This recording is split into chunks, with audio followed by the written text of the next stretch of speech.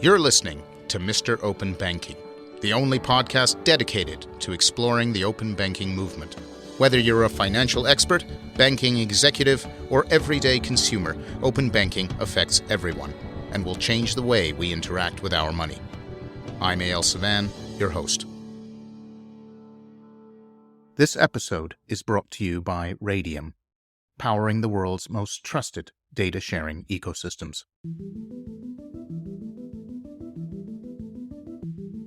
In the early, heady days of the internet, the go-go 90s, the ability to share your data with the whole world was seen as something of a panacea. Imagine us all talking to each other, all at once. Imagine how all these intermediaries could be removed, how ideas could be democratized. Imagine how much better the world would be. Well, that's not exactly what happened. Today, despite many of those early goals being realized, the intermediaries who control our data have grown to a scale previously unimaginable. Everything about us is collected and analyzed and monetized in ways that are completely hidden from us, well beyond our control. And what's worse, we are told this is the way it has to be, that privacy is dead, that all that data does not belong to us, it belongs to them. Something has to change.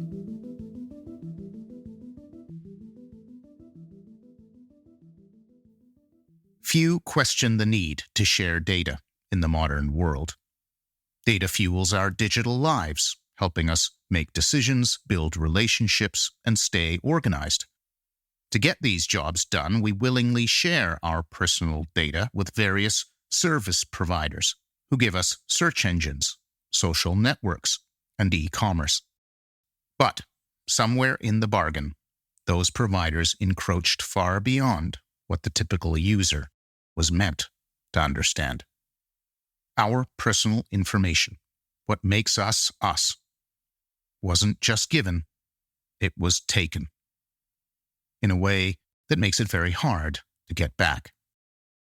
In more recent years, many have woken up to this asymmetry, raising their voices, asking for a way to share their data that is more fair. Some have been at this fight to shift control longer than others, like today's guest. Liz Brandt is the co-founder and CEO of Ctrl-Shift and has spent her career focusing on the opportunities created when people, businesses, and technology meet. Over the past 20 years, Liz has had a singular focus: the sustainable use of personal data. Anticipating that the use of personal data would become critical, Liz started the consulting firm Ctrl-Shift over 13 years ago. Over that time, she has worked extensively with blue-chip enterprises, governments, and think tanks to support the development of the personal data economy around the world. Ctrl-Shift's mission is to help businesses thrive in the emerging personal information economy. Liz, thank you for joining us. Well, thanks for having me, Eyal. It's great to be here. What a fantastic introduction. I couldn't have done better myself. Let's jump right in. There is little question that the internet provides us with an enormous amount of value. Given that we are getting so much in return, why should we care about privacy? Ctrl-Shift is not specifically focused on privacy, but privacy is a very important part of how our personal information economy evolves. It's evolving across the world in slightly different ways that reflects the different cultures, the different economies. In Western worlds, it's not just about whether or not I'm seen buying shoes. Our credit scores, our ability to buy, our ability to rent, our social status, our ability to get a job.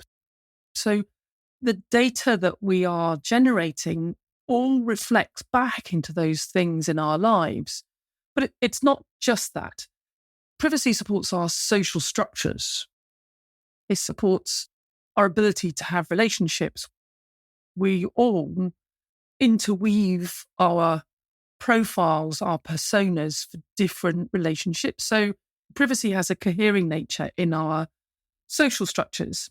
And it also gives us the ability to make decisions. Our data is increasingly helping organizations make decisions about us, be that government, be that businesses that are trying to sell us something, people that are trying to provide us with services or health services. That data is helping them make decisions about what financial tools we get, what products we're offered, what health services we might be offered. It's that freedom of choice, but there's also our freedom of speech. And if we, for instance, were to be critical of something, that's a really important part of our society today. If we felt like that criticism was going to be blasted out everywhere, that means that people become less able to criticize, less able to debate, less able to be involved, which actually starts to disintegrate our ability to speak freely. So overall, privacy isn't just about whether or not I've bought a new pair of shoes. It's really about how we structure our societies. It's a foundational block. And in that, how you are able to gain some oversight of that, let's say transparency, and also how you're able to control that. And those two things combined together enable us to trust in how our data is being used in our digital worlds. The way it feels today is more like everything is being grabbed. Do you think there is enough control options in place now that let me say, I don't want you to know X and Y? 100% there isn't. There are not enough tools for individuals to make that control. But also you are absolutely right that businesses are doing a data land grab, and that's been going on for quite a long time. But what you'll see when you join the dots in a lot of the regulation that's being built around the world is that it's becoming less and less attractive to have huge amounts of data, to the point where it's almost becoming a toxic waste. We have so many times breaches of the data, and from that just fines, but also think of the brand reputation issues that creates. So it's becoming less and less advantageous to have huge amounts of data. But then you still have to have the data to enable you to gain the value from the data. So this is where the trust in the information sharing relationship between the individual and the organization really starts to play a part, giving every individual more control over that, using tools in their hands, actually enables the individual to share the data with the organization whilst reducing their need to hold huge amounts of the data.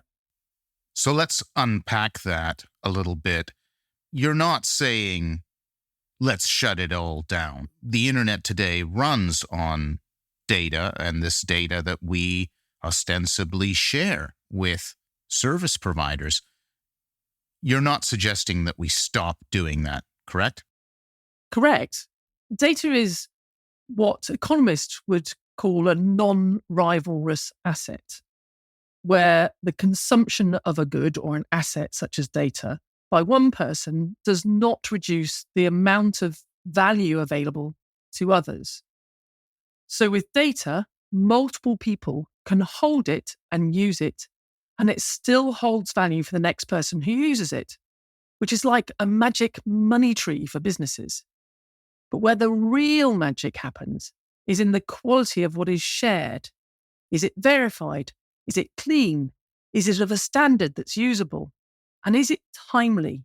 If I'm receiving an advert for a holiday in Italy based on the data from 2 weeks ago, when in real life, I've just come back from a holiday in Italy, I'm sure we all recognize those misplaced adverts and have a chuckle, but then think again.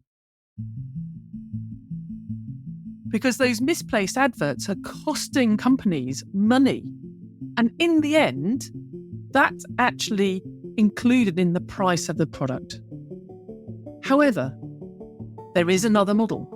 If you have access to your data and the ability to share that with someone in a way that's standardized and within your control, that data can be of very high quality, can be very broad, all about you. So it might be that the bank wants to get access to your data, not just about your financial data, but maybe also around where you live or what you do for a living or what qualifications you have.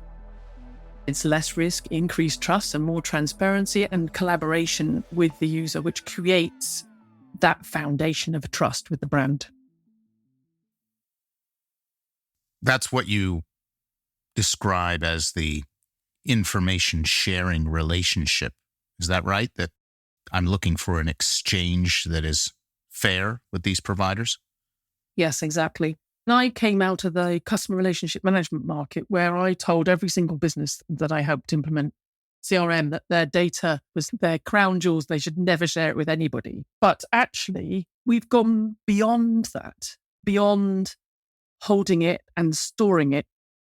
We've gone to a place where it's almost essential that we have a broader set of data that any organization can get a hold of to help provide the services the individuals need, but also that information sharing relationship is more evenly balanced in power. So away from the asymmetries that we currently see and into the ability for each stakeholder to gain access to the data. Let's say I don't like this value exchange. I don't like my information sharing relationship with those large providers out there, and I decide to not share anything. I'm safe, right? This becomes a non-issue. You're safe, but you can't necessarily run a very effective or efficient life. It's a bit like taking your money and putting it in a big box underneath your bed. You can't do much with it. The internet enables us to lead that life. If we close down all our data, it really doesn't work for us.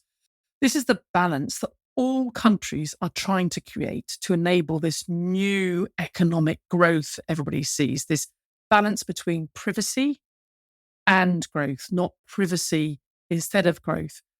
So if you look at the EU, they've been driving at this for quite some time. We've had GDPR, which gives everybody the right to their data. We've got the Data Governance Act that gives people new tools such as data intermediaries. We've also now got EIDAS, which is enabling digital identities and digital wallets. And those are all tools that are enabling the consumer. So you're not saying don't share your data, i.e. privacy, and you're not saying share it all, i.e. growth. You're saying, how do we strike a balance between those two? The balance is the right data, the right time, the right place. And that's been something that people have talked about for a long time. And getting there is quite a challenge.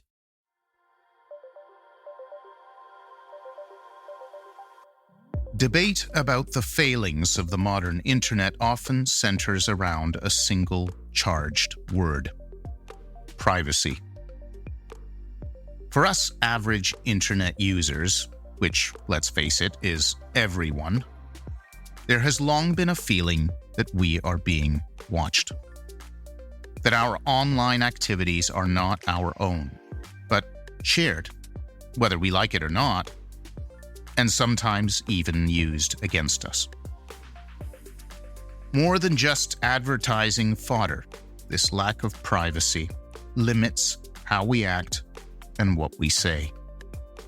On the other hand, internet service providers and many of their users make the entirely valid argument that their services, which we use every day, are extremely valuable and largely free. It is through access to everyone's data that the modern internet exists at all. Isn't it worth sacrificing a little privacy for so much growth? As Liz says, this is not a choice between the two, but rather a quest to strike a balance. Privacy and growth, fueling each other. That's why, way back in 2010, just as social networks and smartphones were coming into their own, she started Ctrl-Shift so she could dedicate her career to solving this very problem.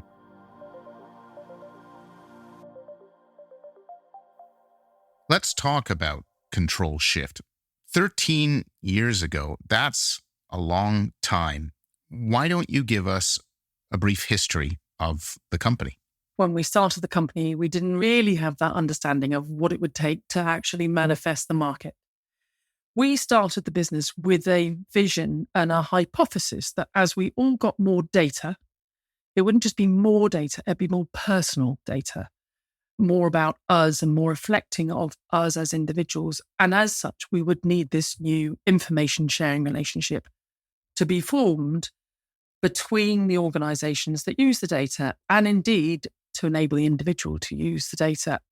We started off doing market analysis and we sold it to a couple of companies. We thought we were onto a winner, but then we realized nobody else understood that there might be an opportunity. This was 13 years ago.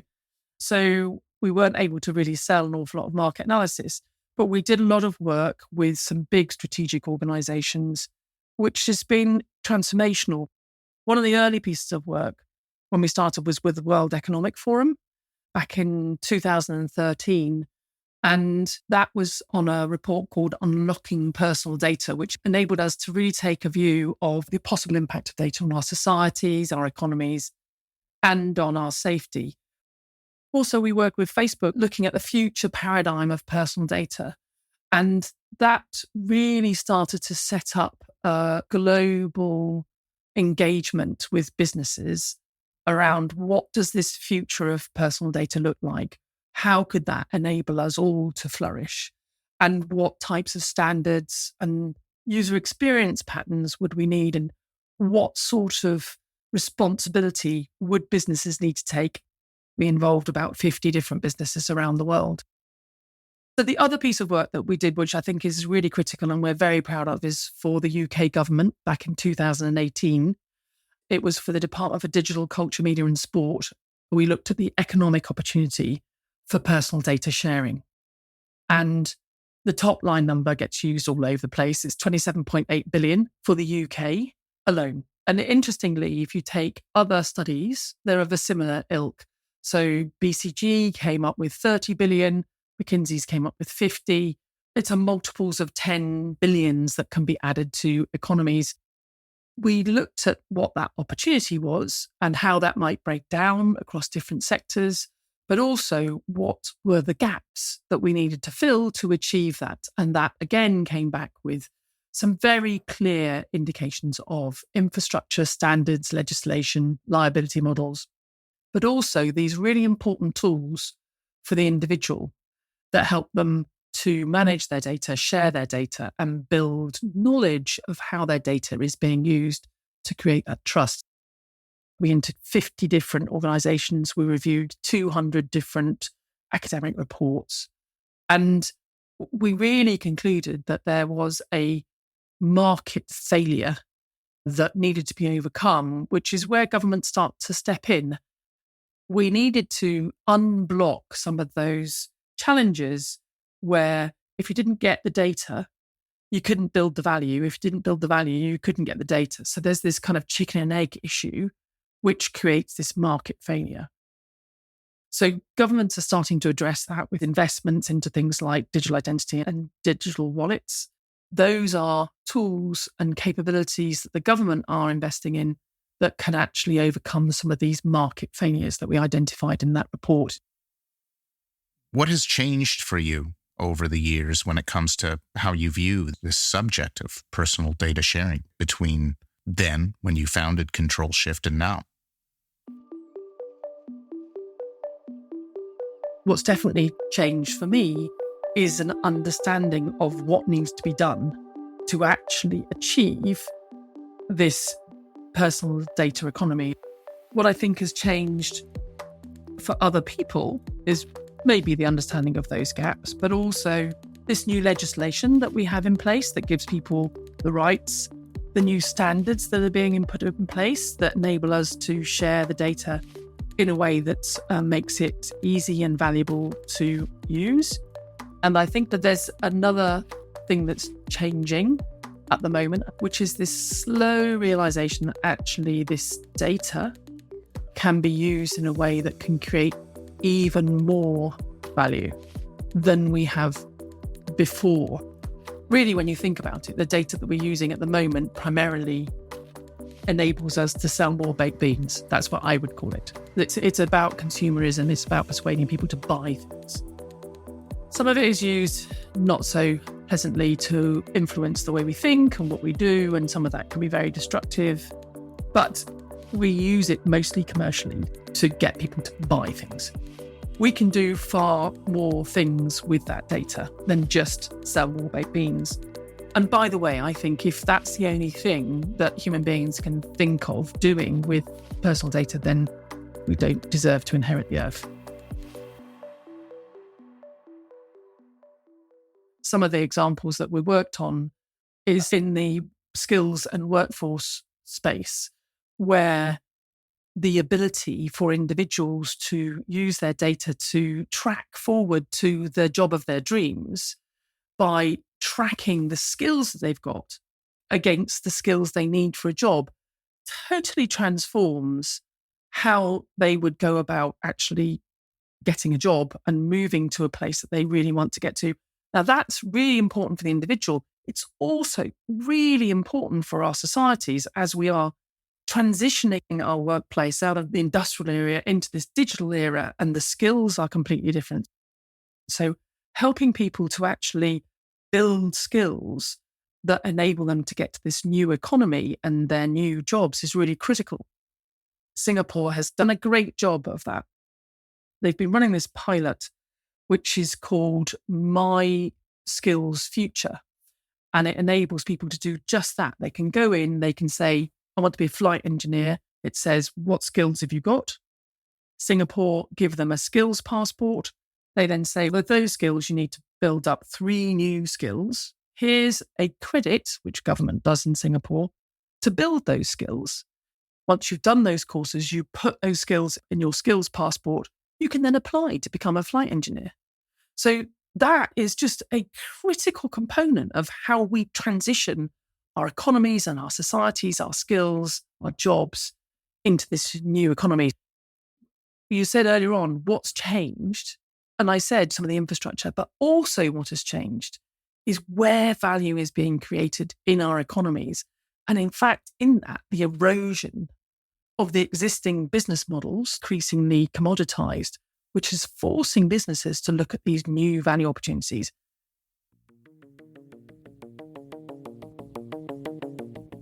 Over the past 13 years, Liz has immersed herself in the world of personal data. Earlier than most, she realized that the rise of the internet meant that more data meant more personal data, and that more personal data meant the formation of a personal data economy. And Ctrl-Shift was born. Working with the likes of the World Economic Forum, Facebook, and the UK government, Liz has uncovered many common threads that apply to the sharing of personal data regardless of context, including the need for personal tools to provide transparency and control over an individual's data while still allowing it to be shared. Today, having been at this a long time, she understands the gaps better. Handling the hairy paradox between privacy and growth has now become a daily routine. And now, more than ever, the time has come to address that paradox so that we may move beyond simple consumerism to a place where the personal information economy raises all boats. To do so, we're going to need 2 key ingredients: standardization and legislation.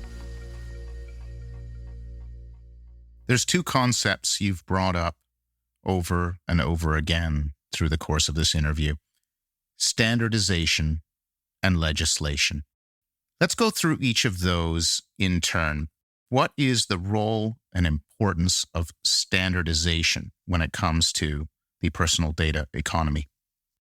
Standardization is absolutely critical. And by the time we finished it, hopefully we won't even see it.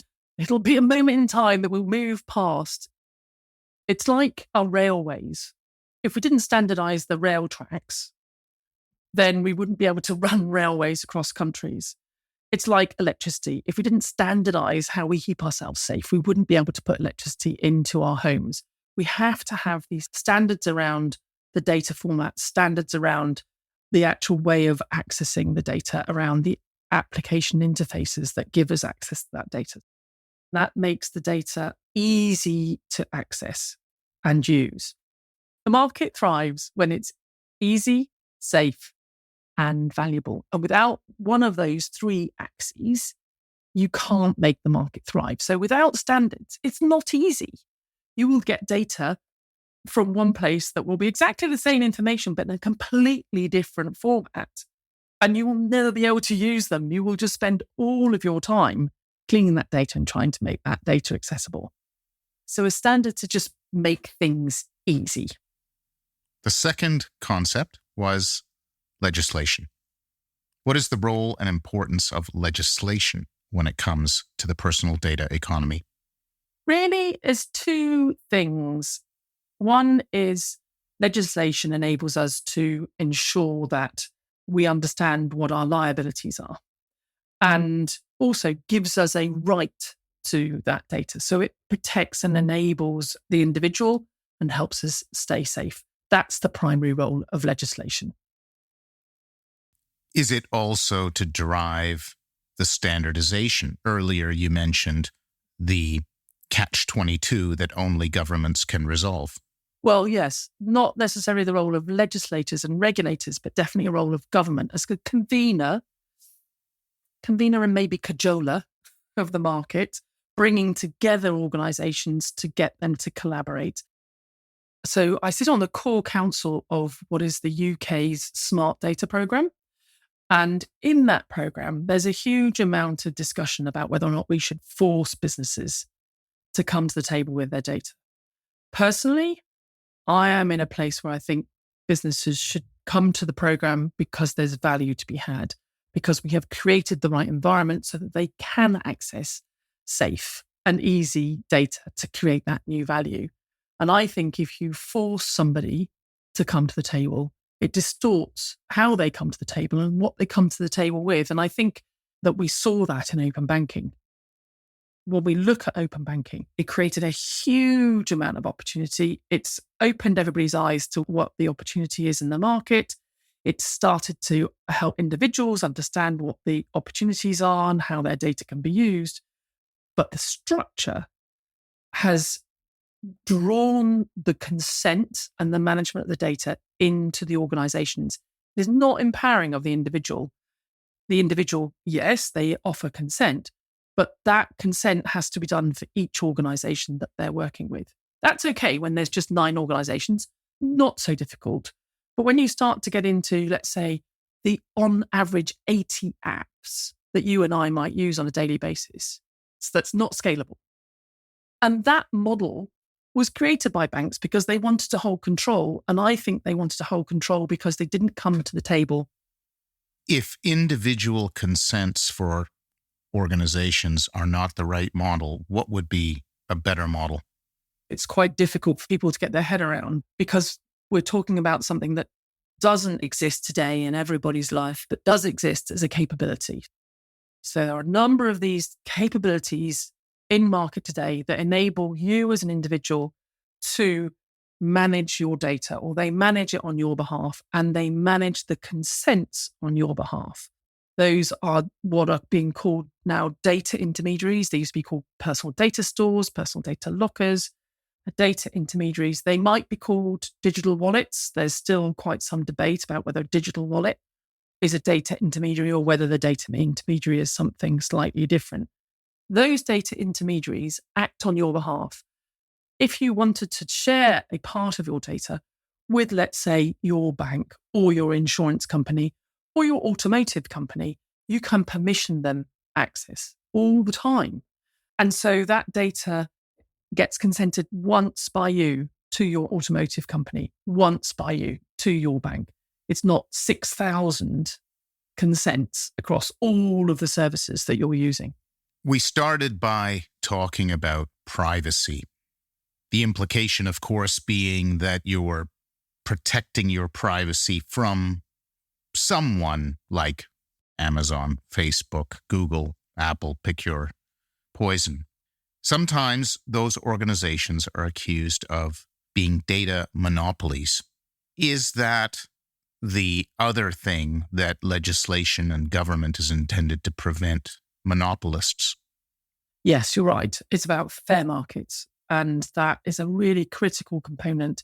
Again, governments are really picking up the heels on how to manage that. So, for instance, here in the UK, there's a piece of legislation going through that will create the right to set up something called the Digital Markets Unit. And that's a regulator that will oversee and regulate the digital markets and will initially focus on those big tech companies. Those regulators will specifically focus on how to regulate these digital markets, which are quite challenging when you think regulation and creating fair markets has really lent in the past on price, fair pricing, and how do we ensure fair pricing. When you have a free product, how on earth do you make sure that market is fair? And that's what we have in something like Google or Facebook. These are free products. So there's a different way that we need to regulate those markets. When you actually look at these markets, we have to have gone through this phase where we have, let's say, more monopolistic type of approach. Otherwise, the huge investment needed to get to this stage of value from our digital economies just would never have happened. We would not have been able to invest in the market if they weren't able to collate and manage all that data. They wouldn't have been able to create the value either because the technology and the tools weren't there. So we are where we are.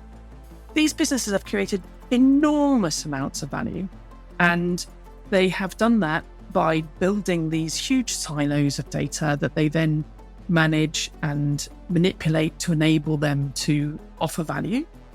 And we're now moving to a place where we might not have to do that to create this new value.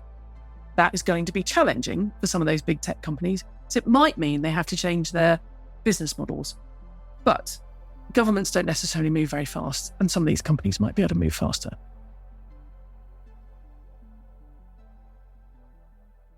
That brings to mind two risks. One, that over-standardization and over-regulation will grind innovation to a halt, that we won't see the kind of innovation we've seen from big tech over the last decade because of all of these, what some might say are burdens. Do you think that's a risk? So it's definitely a risk. We have to have a different way of building these standards. How do we do this? How do we do this at pace that enables that economic growth? When we start looking at the different use cases for the use of this data, you have a standard set of data that gets used over and over again, and they cut across all sectors. And you only have to go on to your Google profile and look at the data they store, or Facebook and look at the data they store, or even maybe one of your online retailers and look at the data they store. It's the same data. We can work to standardize that. Then I think we've got sectoral data standards that need to take root, if you want to call it that. But let's not forget, a lot of these sectors have already got data standards. There are some parts of that when they start to contextualize the data that may need to be standardized. But actually what we've got is a common set that runs across, and then standards that are already within sectors. So we can build on those, and then from there, really catapult our economies forward. The second risk is that we swing the pendulum too far the other way, and we monitor all of this data and gather all of this data and regulate all of this data to the extent that the government abuses it. They use it in ways that are unsavory, And they use as an excuse that they are protecting us from private data monopolists. Is that a risk as well? It is a risk, and it's another really important part of the jigsaw puzzle around why individual empowerment with their data is really critical so that they can actually opt out. There's a sort of conspiracy theory approach to things, which is, oh my God, these governments, they're going to get all this data and therefore we need to protect ourselves, blah, blah, blah. The fact of the matter is, for eons, governments have done this in one way, shape or form. They've used data to control the masses, and in doing so, maybe end up in a place that's not necessarily something that's beneficial for everybody. So we do have to protect against that. And in Ctrl-Shift, we believe is that the empowerment of the individual with their data enables them to protect not just themselves, but also society. This data is being used in some parts of the world to manage the societies. It is a really fine balance, and one that we all need to have our eyes open to all the time. Because although we live in our countries, you in Canada, me in the UK, where we have benign governments, they don't always persist. And often they can switch from benign to authoritarian on the best of intentions. Exactly. And that might be in the face of mass migration. They might start to switch to more control, or in the face of, let's say, climate collapse, they might switch to more control. So there are instances which might trigger many governments to move from being benign to being more controlling of their population. Funny that your examples might justify them becoming more controlling of their populations. Yes, exactly. And if we get to that point before individuals have been empowered with their data, then I think we might be on a bit of a slippery slope, because how can we then gain access and control of our data and make sure that's not controlling us as individuals? This is a very challenging scenario. But if we get the balance right, the multiple balancing acts, one between privacy and growth, another between regulation and market, what does that look like? That looks like a big spike in our economic growth. It looks like a life where we can make better, more informed decisions. It looks like a life where we can access services that help us manage our lives more effectively, help us manage our health more effectively. Imagine a world where our DNA enables us to find a treatment to a disease or an ailment which is tailored to us. And that ability to tailor and personalise our healthcare, for instance, can help us have a longer, healthier life, which in turn increases our economic capacity and makes us a more valuable economic asset. What we need to think about is how do we do that as a market to enable everybody to float on this rising tide. We can build better lives with this data, and it should not be just in the hands of the individuals who can afford to pay for it. Notable in that you're describing a win-win, a richer society and a better society.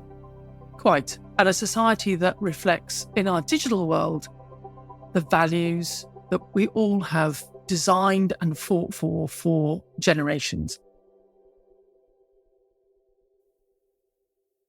Liz, where can our guests find out more about you and Ctrl-Shift and the work you're doing to make that future a reality?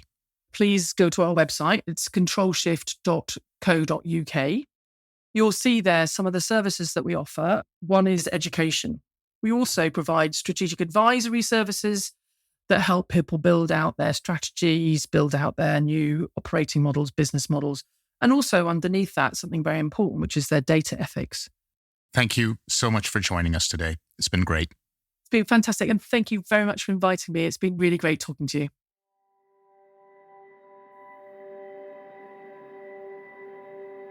As this episode was being made, the first anti-monopoly trial of the modern internet era, was unfolding in Washington, D.C.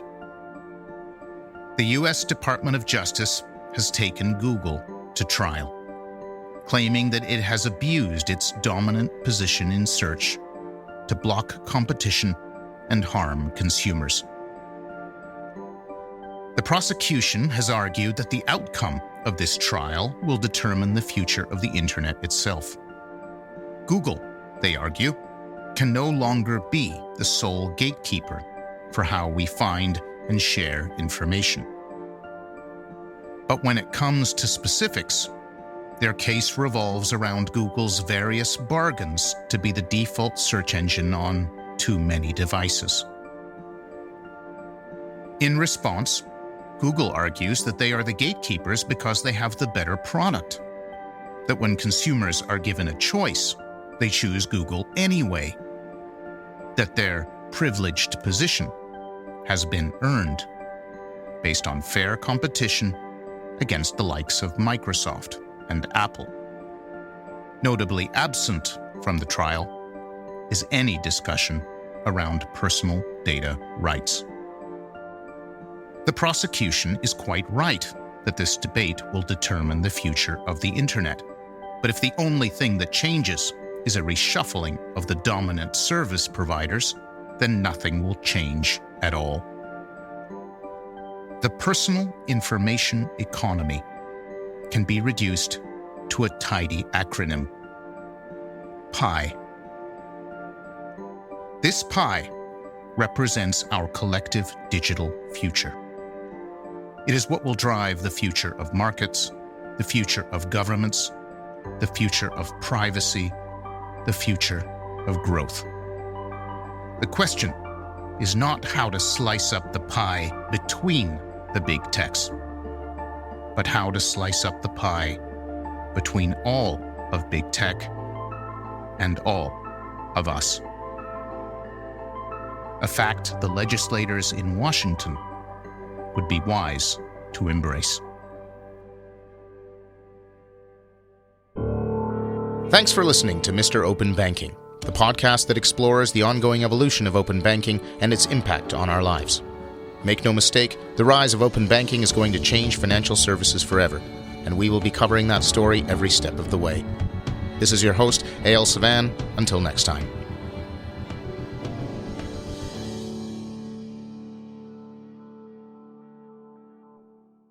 This episode of Mr. Open Banking was made possible by Radium, powering the world's most trusted data sharing ecosystems. To learn more, visit radium.com.